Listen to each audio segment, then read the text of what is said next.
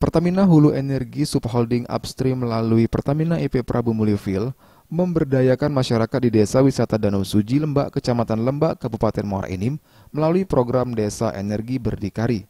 Sebagai bagian dari program tanggung jawab sosial dan lingkungan, program ini menghadirkan pemanfaatan hidroponik serta sistem kelistrikan wisata Danau Suji guna mendukung peningkatan perekonomian masyarakat setempat.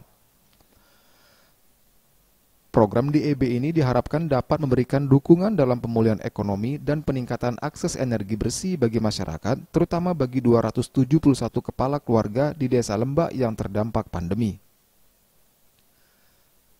Selain itu, program ini juga ditujukan untuk mengatasi permasalahan lingkungan seperti adanya 572 ton sampah yang menumpuk di area Danau Suji, serta 200 hektar insiden kebakaran hutan dan lahan yang menghanguskan kebun karet dan menyebabkan kabut asap di wilayah pemukiman warga dan desa wisata. Selanjutnya, Dian Hapsari Wirasati selaku manajer CSR PT Pertamina Persero menyampaikan, Pertamina melakukan pemasangan panel surya. Melalui pemanfaatan energi surya ini, diharapkan dapat mengurangi emisi karbon dan memberikan penghematan biaya listrik hingga 16 juta rupiah per tahun. Program Desa Energi Berdikari telah dilaksanakan sejak tahun 2019 hingga saat ini telah ada di 52 desa di seluruh Indonesia.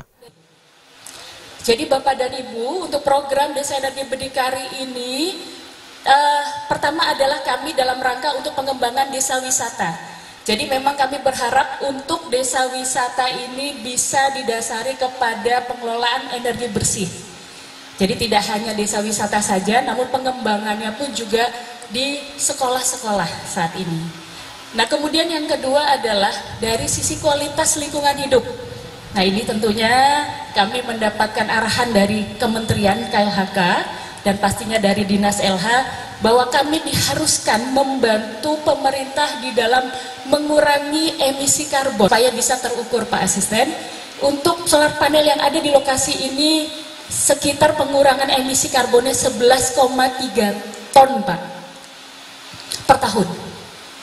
Kalau untuk seluruh lokasi di wilayah Indonesia, angkanya mencapai lebih dari 500.000 ton per tahun untuk pengurangan emisi karbon. Tim Liputan Sriwijaya TV.